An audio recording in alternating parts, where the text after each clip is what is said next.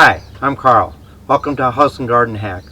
Today I'm going to cover how to use a rekey technology for your exterior doors. Now, as a landlord and as a homeowner, I found myself oftentimes needing to replace locks, and then the whole rekey process was going someplace and getting a key made, etc. And I found that this Kwik Set smart key technology is actually excellent. It's a little bit more expensive than a regular one, but it really pays for itself over time, both in time and money, because I don't have to keep buying different keys and different locks. So this is how it works. Really simple and straightforward. There are instructions that come with this, but this is what it looks like.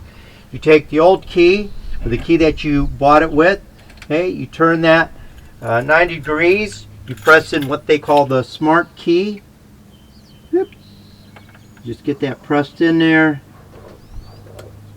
Okay, you'll actually have to press in a little bit and you hear it kind of click. You pull the old one out, take the smart key out, put the new one in,